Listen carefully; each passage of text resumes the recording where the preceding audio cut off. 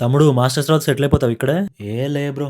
Masters చేసి India వెళ్ళిపోతా. Simple. Job give అవన్నీ నాతోని కాదు ఈడ. ఓన్లీ మాస్టర్స్ చేయనీకి వచ్చిన నేను చెప్తున్నా ఇప్పుడే. ఏం తమ్ముడు మాస్టర్స్ అయిపోయింది. జాబ్‌లో అప్లై చేస్తున్నట్టున్నావు. ఇండియా వెళ్ళిపోతలే? అవును బ్రో. జాబ్‌లో అప్లై చేస్తున్నా.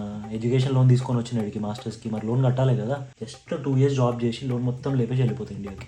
తమ్ముడు మంచిగా జాబ్ చేస్తున్నావు. లోన్ కూడా క్లియర్ చేసుకున్నావు. నెక్స్ట్ ఇంక ఇండియా పోతున్నావా మరి? బ్రో లోన్ మొత్తం కట్టేసిన. కానీ ఇంకొక 2 ఇయర్స్ జాబ్ చేసినాం అనుకో పీఆర్ వస్తది. పీఆర్ వస్తే మనం ఆస్ట్రేలియాకి ఎప్పుడైనా రావచ్చు మళ్ళా.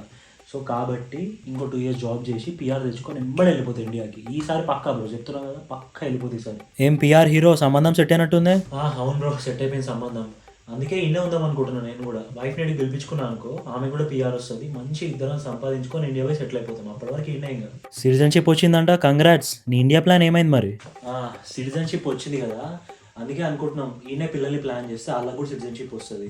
సో వాళ్ళు కూడా ఇక్కడ లైఫ్ ఎక్స్పీరియన్స్ చేస్తారు. మాకు ఎట్లా అలవాటు అయిపోయింది ఇక్కడనే. సో ఒక 10-15 ఇయర్స్ ఉండేసి తర్వాత ఇంక ఇండియానే, డౌటే లేదు ఈసారి.